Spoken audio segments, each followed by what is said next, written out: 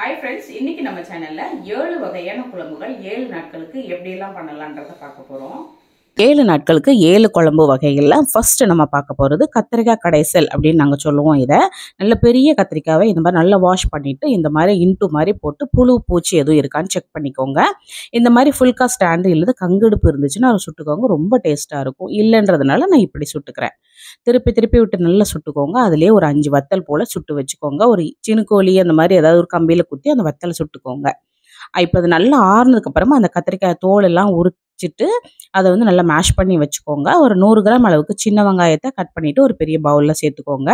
அந்த வத்தலோட காம்பு பகுதியெல்லாம் எடுத்துக்கோங்க. எடுத்துட்டு ஃபர்ஸ்ட் வந்து அந்த வத்தல் அந்த சின்ன வெங்காயம் சேர்த்து நல்லா கைட்டு பிசைஞ்சதுக்கு அப்புறமா ஒரு எலுமிச்சம்பழம் அளவுக்கு புளி கரைச்சி உள்ளே சேர்த்துக்கோங்க ஒரு கப் தண்ணியில். இப்போ மேஷ் பண்ணி வச்சிருந்த கத்தரிக்காய், தேவையான உப்பு, கொஞ்சமாக கருவேப்பிலை, கொஞ்சம் பச்சை தேங்காய் எண்ணெய் சேர்த்துட்டு கை வச்சு நல்லா பிசைஞ்சு விடுங்க. சூப்பரான கத்திரிக்காய் கடைசல் ரெடி ஆகிட்டுங்க. இதுக்கு பொரிகடல் துவையல் வச்சு சாப்பிடுங்க, சூப்பராக இருக்கும். இப்போ கொண்டக்கடலை புளிக்குழம்பு எப்படி செய்யலான்னு பார்க்கலாம். ரெண்டாவது நம்ம பார்க்க போகிறது கொஞ்சமாக நல்லெண்ணெய் சேர்த்துருக்கேன், கடுகு வெந்தயம் சேர்த்துருக்கேன், பல்லாரி, தக்காளி, மாங்காய், கொஞ்சமாக கருவேப்பிலை. இது வந்து சீனி கிழங்கு புளிக்குழம்புக்குள்ள சேருங்க, ரொம்ப சூப்பராக இருக்கும் டேஸ்ட்டு. இப்போ சீசன்றதுனால கிடைக்கும். கொஞ்சம் காயப்பொடி சேர்த்துக்கோங்க. சேர்த்துட்டு அந்த எண்ணெயில் அந்த காயெல்லாம் வதக்கி விட்டுக்கோங்க.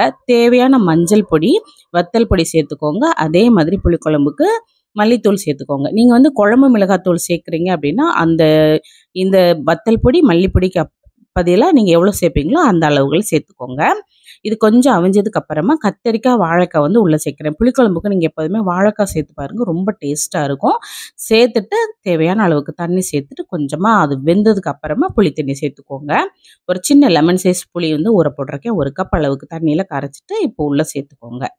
அது வெந்துட்டு இருக்கும்போதே கொஞ்சமாக சின்ன வெங்காயம், தேங்காய் பேஸ்ட்டாக நல்லா மையாக அரைச்சிட்டு உள்ளே சேர்த்துக்கோங்க. அவிச்சு வச்ச கொண்டக்கடலையும் சேர்த்துக்கோங்க. தேவையான அளவுக்கு உப்பு சேர்த்துக்கோங்க. கொஞ்சமாக வெல்லம் சேர்த்துக்கோங்க. ஃபைனலாக உப்பு செக் பண்ணிவிட்டு சேர்த்துக்கலாம். இப்போது நல்ல ஒரு 5 நிமிஷம் வேக விட்டு எடுத்தோம்னா சூப்பரான கொண்டக்கடலை குழம்பு ரெடி ஆகிட்டு. இப்போ வந்து இடி சாம்பார் பார்த்துக்கலாம். இடி சாம்பார் வந்து காய்கறி எதுவும் இல்லாத சமயத்தில் இந்த மாதிரி ட்ரை பண்ணி பாருங்கள். ஜீரகம், துவரம்பருப்பு, கடலைப்பருப்பு, உளுந்தம்பருப்பு, மல்லி, காஞ்ச மிளகா, கொஞ்சமாக அரிசி இதெல்லாம் சேர்த்துட்டு நல்லா லைட்டாக வாசனை வர வரைக்கும் வறுத்தெடுத்து அதை நல்லா பொடிச்சு வச்சுக்கோங்க கொரகொரப்பா. இப்போது தேங்காய் எண்ணெயில் கொஞ்சமாக வெந்தயம், கடுகு, உளுந்தம்பருப்பு, காயப்பொடி, பச்சை மிளகா, சின்ன வெங்காயம், தக்காளி இது மட்டும் சேர்த்துட்டு நல்லா வதக்குனதுக்கு அப்புறமா அந்த காய் அவியறதுக்கு புளித்தண்ணி, ஒரு லெமன் சைஸ் புளித்தண்ணி கரைச்சிட்டு உள்ளே சேர்த்துக்கோங்க. இப்போ அவிச்சு வச்சுருந்த துவரம்பருப்பை உள்ளே சேர்த்ததுக்கு அப்புறமா நம்ம பொடிச்சு வச்சுருந்த அந்த பொடியும் உள்ளே சேர்த்துட்டு ஃபைனலாக மல்லி இலை தூவி சேர்த்துட்டு நல்ல ஒரு 10 நிமிஷம் வேக விட்டதுக்கு அப்புறமா ஃபைனலாக கொஞ்சம் காயப்பொடிலாம் கொஞ்சம் தேங்காய் பூ சேர்த்துக்கோங்க, ரொம்ப டேஸ்ட்டாக இருக்கும். இப்போ நம்ம 4வதாக பார்க்க போகிறது காலிஃப்ளவர் குழம்பு. அதுக்கு வந்து தேங்காய் எண்ணெய் சேர்த்துக்கோங்க ஃபஸ்ட்டு. இப்போ வந்து 100 கிராம் அளவுக்கு சின்ன வெங்காயம், ஒரு 4 பச்சை மிளகா, 2 தக்காளி இது எல்லாமே நல்லா வதக்கிட்டு அதை ஆற வச்சதுக்கு அப்புறமா அரைக்க போகிறோம். இது கூடவே ஒரு 1/2 ஸ்பூன் அளவுக்கு ஜீரகமும் மிளகும் சேர்த்துருக்கேன். இது எல்லாமே நல்லா வதங்கட்டும். அந்த கலர் சேஞ்ச் ஆகி நல்லா வந்ததுக்கு அப்புறமா ஒரு 1/2 ஸ்பூன்லேருந்து 1 ஸ்பூன் அளவுக்கு கசகசா சேர்த்துக்கோங்க. ஒரு கைப்பிடி அளவுக்கு தேங்காய் சேர்த்துக்கோங்க. விருப்பப்பட்டால் தேங்காய் சேர்த்துக்கோங்க, இல்லைன்னா தேவையில்லை. நல்லா வதங்கினதுக்கு அப்புறம் தேங்காயும் கசகசாவும் சேர்க்கும்போது அடுப்பை ஆஃப் பண்ணிக்கோங்க. ஆறுனதுக்கு அப்புறமா மையாக அரைச்சி வச்சுக்கோங்க. இப்போ தேங்காய் எண்ணெயில் கொஞ்சமாக பெருஞ்சீரகம், கருவேப்பிலை மட்டும் சேர்த்துட்டு நம்ம கழுவி கட் பண்ணி வச்சுருந்த அந்த காலிஃப்ளவரை உள்ளே சேர்த்துட்டு கொஞ்சமாக மஞ்சத்தூள் மட்டும் சேர்த்துட்டு நல்லா அந்த எண்ணெயிலேயே வதக்கிக்கோங்க. இப்போ கொஞ்சமாக மல்லித்தூள் சேர்த்துக்கோங்க. 2 ஸ்பூன் அளவுக்கு மல்லித்தூளும், ஒரு 2 ஸ்பூன் அளவுக்கு கரம் மசாலா தூளும் சேர்த்துட்டு அதை நல்லா வதக்கினதுக்கு அப்புறமா அரைச்சி வச்சுருந்த பேஸ்ட்டு சேர்த்துக்கோங்க. தேவையான அளவுக்கு உப்பு சேர்த்துட்டு நல்லா வதக்கிக்கோங்க. இப்போ நல்லா மூடி போட்டு ஒரு 10லேருந்து 15 நிமிஷம் காலிஃப்ளவர் நல்லா வெந்து வரட்டும். இப்போ கொஞ்சமாக மல்லி இலை மட்டும் சேர்த்து போட்டோம் அப்படின்னா சூப்பரான காலிஃப்ளவர் குழம்பு ரெடி ஆகிட்டு. இப்போ 5வதாக நம்ம பார்க்க போகிறது இடிச்சு போட்ட புளிக்கறி. இது ரொம்ப சூப்பராக இருக்கும். அந்த இடிச்சு போட்ட சாம்பாருக்கு ஒரு மசாலா ரெடி பண்ணோம் இல்லையா, அதே மாதிரி தான் மல்லி, அரிசி, கொஞ்சமாக வெந்தயம், கடலைப்பருப்பு, உளுந்தம்பருப்பு, துவரம்பருப்பு எல்லாம் சேர்த்துட்டு அதில் வத்தல் சேர்த்தது மாதிரியே இதுலேயும் வத்தலும் சேர்த்துட்டு நல்லா வறுத்து எடுத்துக்கணும், நல்ல வாசனை வர வரைக்கும். இப்போ அதை வறுத்து கொரகொரப்பாக பொடிச்சு வச்சுக்கோங்க. இப்போ கொஞ்சமாக தண்ணி மட்டும் சேர்த்துக்கோங்க. இப்போ அடுப்பை ஆன் பண்ணலை. கத்திரிக்காய் சேர்த்துக்கோங்க. இதில் வந்து என்னென்ன நாட்டு காய்கறிகள் உங்கள்கிட்ட கிடைக்கும், சீனி அவரைக்காய் என்கிட்ட இல்லை, சீனி அவரைக்காய், வாழைக்காய்லாம் போட்டால் சூப்பராக இருக்கும். உருளைக்கிழங்கு, கேரட்டு, கொஞ்சம் பீன்ஸு, அவரைக்காய், கத்திரிக்காய் இது எல்லாமே நான் இன்றைக்கி சேர்த்துருக்கேன். பல்லாரி, தக்காளி, முருங்கைக்காய் எல்லாம் சேர்த்துட்டு பண்ணும்போது இந்த குழம்புல இருக்கிற காய்கறிகள் வந்து அவ்வளோ டேஸ்ட்டாக இருக்கும். இந்த குழம்பு வந்து பர்டிகுலராக எல்லாருக்குமே ரொம்ப பிடிக்கும். ஒரு 3 பச்சை மிளகாவும் சேர்த்துக்கோங்க. எல்லாமே அந்த தண்ணியில் ஃபஸ்ட்டு போட்டுட்டு அதுக்கப்புறமா தேவையான அளவுக்கு தண்ணி அந்த காய் முங்குற அளவுக்கு தண்ணி சேர்த்துட்டு இப்போ தான் அடுப்பை ஆன் பண்ணிவிட்டு மூடி வச்சுக்கோங்க. நல்ல ஒரு 5 நிமிஷம் வேகட்டும். வெந்ததுக்கு அப்புறமா கொஞ்சமாக மஞ்சள் தூளும் உப்பும் சேர்த்துட்டு அதை கொஞ்சமாக வேக விட்டுக்கலாம். இந்த குழம்புல வந்து அந்த இடி சாம்பாருக்கும் எதுக்கும் என்ன வித்தியாசம் அப்படின்னா, இதில் வந்து நம்ம பருப்பு போடாமல் பண்ணுவோம். இந்த குழம்பு வந்து மேக்ஸிமம் நிறைய பேர் ட்ரை பண்ணியிருக்க மாட்டீங்க. கண்டிப்பாக நீங்கள் ட்ரை பண்ணி பார்த்தீங்க அப்படின்னா அடிக்கடி இந்த குழம்பு செய்வீங்க. எல்லா நாட்டு காய்கறியும் போட்டு செய்கிறதுனால ரொம்ப டேஸ்ட்டாக இருக்கும் குழம்பு. இதுக்கு வெறும் அப்பளம் மட்டும் இருந்தாலுமே ரொம்ப டேஸ்ட்டாக இருக்கும். இப்போ அந்த பொடிச்சது வந்து இந்த மாதிரி தான் வச்சுக்கணும். இதை வந்து நான் புளி தண்ணியில் கரைச்சி வச்சுக்கிற போகிறேன்.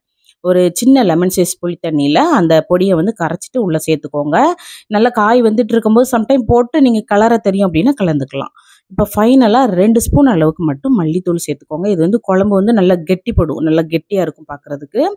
அதனால் இந்த மல்லிப்பொடி ஃபைனலாக சேர்க்குறோம். நல்லா கலந்து விட்டதுக்கு அப்புறமா நல்லா காயெல்லாம் அவிஞ்சதுக்கு அப்புறமா தாளித்து விட்டுக்கலாம். கொஞ்சமாக ஃபைனலாக கொஞ்சம் வெள்ளெண்ணாலும் சேர்த்துக்கலாம். இது வந்து தேங்காய் எண்ணெயில் தாளித்து சாப்பிடும்போது ரொம்ப சூப்பராக இருக்கும். தேங்காய் எண்ணெயில் வந்து கடுகு, உளுந்தம்பருப்பு, காயப்பொடி, கருவேப்பிலை எல்லாம் சேர்த்துட்டு இதை போட்டுட்டு கொஞ்சமாக ஃபைனலாக தேங்காய் துருவலும் சேர்த்து இறக்கணும்னா இடித்து போட்ட புளிக்கறி ரொம்ப சூப்பராக இருக்கும். ஆல்ரெடி நம்ம சேனலில் வந்து ஷார்ட்ஸில் போட்டிருக்கேன். நீங்கள் ட்ரை பண்ணலை அப்படின்னா நீங்கள் ட்ரை பண்ணி பாருங்கள். இந்த குழம்பு வந்து எங்கள் வீட்டில் வந்து அடிக்கடி செய்வாங்க. இது வந்து தூத்துக்குடி, திருநெல்வேலியில் வந்து அதிகமாக செய்வாங்க. மேக்ஸிமம் நிறைய பேருக்கு தெரிஞ்சிருக்காது. தெரிஞ்சவங்க நீங்கள் சாப்பிட்ருக்கீங்களா அப்படின்னு கீழே கமெண்ட் பண்ணுங்கள். இதில் சீனி வரைக்காலாம் போட்டால் இன்னுமே டேஸ்ட்டாக இருக்கும். இதுக்கு வந்து வெறும் அப்பளம் மட்டும் வச்சு சாப்பிட்டாலே நல்லாயிருக்கும். இல்லைன்னா கேரட் பொரியல் சூப்பராக இருக்கும். இப்போ நம்ம 6வதாக பார்க்க போகிறது வெந்தய குழம்பு. டேஸ்ட்டாக இருக்கும். இது வந்து திருநெல்வேலி ஸ்பெஷல்னு கூட சொல்லலாம். ரொம்ப சூப்பராக இருக்கும். இது வந்து 2 மெத்தடில் பண்ணுவாங்க. ஒன்று வந்து தேங்காய் அரைச்சி போட்டும் பண்ணுவாங்க. இல்லைன்னா தேங்காய் பால் ஊற்றி பண்ணுவாங்க. இந்த மாதிரி வெறுமனையும் பண்ணுவாங்க. அது 3 டைப்பில் பண்ணலான்னு கூட வச்சுக்கலாம். தேவையான அளவுக்கு நல்லெண்ணெய் சேர்த்துருக்கேன். கடுகு, வெந்தயம் வந்து நல்ல ஒரு 1/2 ஸ்பூன் அளவுக்கு சேர்த்துக்கோங்க. ஒரு 100-150 கிராம் அளவுக்கு சின்ன வெங்காயம் குட்டி குட்டியாக கட் பண்ணி வச்சுக்கோங்க. 2 தக்காளி, நல்ல ஒரு 10 பல்லு பூண்டு, ஒரு முருங்கைக்காய் எல்லாம் சேர்த்துட்டு நல்லா அது கலர் சேஞ்ச் ஆகி நல்லா பிரிஞ்சு வர வரைக்கும், எண்ணெய்லாம் பிரிஞ்சு வர வரைக்கும் நல்லா வேக வச்சுக்கோங்க. தேவையான கருவேப்பிலையும் கொஞ்சமாக காயப்பொடியும் சேர்த்துக்கோங்க. அந்த கலர் சேஞ்ச் ஆகி நல்ல வெங்காயம்லாம் வெந்ததுக்கு அப்புறமா தான் மசாலா பொடியெல்லாம் சேர்க்கணும். கொஞ்சமாக மஞ்சள் தூள், 2 ஸ்பூன் அளவுக்கு வத்தல் பொடி சேர்த்துருக்கேன். 3 ஸ்பூன் அளவுக்கு மல்லித்தூள் சேர்த்துருக்கேன். சேர்த்துட்டு அதை வந்து எண்ணெயிலே நல்லா வதங்கட்டும் அந்த வெங்காயத்து கூட. அந்த எண்ணெயில் வதங்கும்போது புளிக்குழம்பு எல்லாத்துக்குமே நான் எண்ணெயில் வதக்குறேன் இல்லையா, அந்த குழம்பு வந்து நல்ல டேஸ்ட், அந்த கலர் வந்து சூப்பராக இருக்கும் பார்க்குறதுக்கு. அதனால தான் எண்ணெயில் வதக்குதோம். இப்போது ஒரு லெமன் சைஸ் அளவு புளி, வெந்தய குழம்புக்கு வந்து கொஞ்சம் புளி காரம்லாம் நல்லா தூக்கலாக இருந்துச்சுன்னா சூப்பராக இருக்கும். கரைச்சி விட்டதுக்கப்புறமா நல்ல ஒரு 10 நிமிஷம் வேக விட்டு எடுக்கலாம். இந்த குழம்பு வந்து இந்த மாதிரி தண்ணியாக வச்சு சாப்பிட்டாலும் நல்லாயிருக்கும். இன்னும் கொஞ்சம் நல்லா சுண்டை வச்சுட்டு கட்டியாக வச்சு சாப்பிட்டாலும் சூப்பராக இருக்கும். இதுக்கு வந்து நல்ல ஒரு அவியல் அந்த மாதிரி வச்சு சாப்பிடும்போது ரொம்ப சூப்பராக இருக்கும். சுட்ட அப்பளமுமே நல்லாயிருக்கும். இப்போ நம்ம ஃபைனலாக பார்க்க போகிறது மஷ்ரூம் குழம்பு. இதுக்கு வந்து நல்ல ஒரு எண்ணெயில் 2 பல்லாரி வெங்காயத்தை நல்லா மையாக அரைச்சிட்டு உள்ளே சேர்த்துக்கோங்க. தேவையான அளவுக்கு ஸ்பைசஸும் சேர்த்துட்டு ஃபஸ்ட்டு அந்த வெங்காயத்தோட பச்சை வாசனை எல்லாம் நல்லா போகிற அளவுக்கு நல்லா வதக்கி விட்டுக்கோங்க. அதுக்கப்புறமா தான் நம்ம தக்காளி பேஸ்ட்டு சேர்க்க போகிறோம். 2 பல்லாரி சேர்த்திங்கன்னா 2 தக்காளியை பேஸ்ட்டாக அரைச்சி வச்சுக்கோங்க. அதையுமே உள்ளே சேர்த்துட்டு அந்த ஃபஸ்ட்டு வந்து வெங்காயத்தை தனியாக வதக்கினதுக்கப்புறமா அந்த தக்காளி பேஸ்ட்டு சேர்த்துக்கோங்க. 2மே நல்லா கலர் சேஞ்ச் ஆகி அந்த பச்சை வாசனையெல்லாம் போய் ஸ்மெல் வந்து நல்லா வெந்த ஸ்மெல் வந்ததுக்கு அப்புறமா இஞ்சி பூண்டு விழுது வந்து ஒரு 1/2 ஸ்பூன் சேர்த்துக்கோங்க. கொஞ்சமாக மஞ்சள் தூள், தேவையான அளவுக்கு வத்தல் பொடி, கொஞ்சமாக கரம் மசாலா, மல்லித்தூள் இது எல்லாமே சேர்த்துட்டு அந்த எண்ணெயில் இப்போ இது வரைக்கும் நம்ம தண்ணி எதுவுமே ஆட் பண்ணலை. அது எல்லாமே நல்லா வதங்கி வரட்டும். தேவையான உப்பும் சேர்த்துக்கோங்க. சேர்த்துட்டு அந்த மசாலா பொடியோட பச்சை வாசனை எல்லாம் போனதுக்கு அப்புறமா நம்ம கட் பண்ணி கழுவி வச்சுருந்த ஒரு பாக்கெட் அளவுக்கு மஷ்ரூமாக உள்ளே சேர்த்துட்டு ஃபஸ்ட்டு வந்து தண்ணி எதுவுமே சேர்க்கக்கூடாது மஷ்ரூமில். அந்த மஷ்ரூம் வந்து இந்த மசாலாவோடையும் இந்த எண்ணெயிலையுமே நல்லா வெந்து அந்த மஷ்ரூமில் கொஞ்சம் தண்ணி விடும்.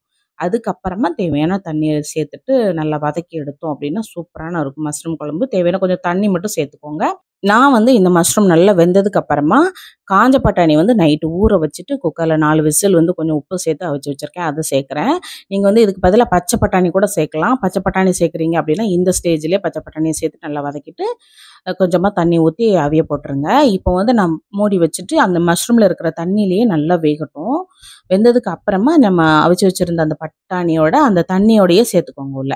சேர்த்துட்டு நல்லா இதை ட்ரை பண்ணி விட்டோம் அப்படின்னா நல்ல ட்ரையாக வச்சு சாப்பிட்டோம்னா சப்பாத்திக்கு வச்சு சாப்பிட்லாம். இது வந்து மேக்ஸிமம் இந்த நெய் சாதம், பிரியாணி, வெஜிடபிள் பிரியாணி, புலாவ், ஜீரா ரைஸு, அப்புறமா வந்து பிரிஞ்சி ரைஸ் இதுக்கெலாம் இது வந்து சைடிஷ் சூப்பராக இருக்கும். குழந்தைங்களுக்கு வந்து நம்ம லஞ்ச் பாக்ஸுக்கு செய்யும்போது இது வந்து நல்ல, அதாவது சப்பாத்தி ப்ளஸ் இதுக்கும் சேர்த்து பண்ணிட்டோம் அப்படின்னா 2 in 1 கூட நம்ம வச்சு கொடுக்கலாம். ட்ரை பண்ணி பாருங்கள், ரொம்ப டேஸ்ட்டாக இருக்கும். இப்போ ஒரு 5 நிமிஷம் மட்டும் வேகட்டும், பட்டாணி சேர்த்துட்டு ஒரு 5 நிமிஷம் மட்டும் வேகட்டும். ஃபைனலாக கொஞ்சமாக கரம் மசாலா தூள் மட்டும் சேர்த்துட்டு இறக்கிட்டோம் அப்படின்னா சூப்பரான மஷ்ரூம் குழம்பும் ரெடி ஆகிட்டு. இதுக்கு வந்து பிளைன் ரைஸுக்கு வந்து ஆம்லெட் மட்டுமே போதும், வேறு எந்த காய் எதுவுமே தேவையில்லை. இந்த மஷ்ரூம், அந்த பட்டாணி, அந்த ஆம்லெட்டை வச்சு சாப்பிடும்போது ரொம்ப சூப்பராக இருக்கும். கண்டிப்பாக இந்த குழம்பு வகைகள் எல்லாமே உங்களுக்கு ஏதாவது வகையில் யூஸ்ஃபுல்லாக இருந்திருக்கும் அப்படின்னு நினைக்கிறேன். யூஸ்ஃபுல்லாக இருந்துச்சு அப்படின்னா கீழே கமெண்ட் பாக்ஸில் கமெண்ட் பண்ணுங்கள். வீடியோக்கு லைக் பண்ண மறந்துடாதீங்க. இன்னும் நம்ம சேனலை சப்ஸ்கிரைப் பண்ணலைன்னா சப்ஸ்கிரைப் பண்ணிக்கோங்க. நாளைக்கு இது மாதிரி சூப்பரான இன்னொரு யூஸ்ஃபுல்லான வீடியோவில் நான் சந்திக்கிறேன். இது வரைக்கும் பொறுமையாக என்னோடய வீடியோ பார்த்தவங்க எல்லாத்துக்குமே ரொம்ப நன்றி.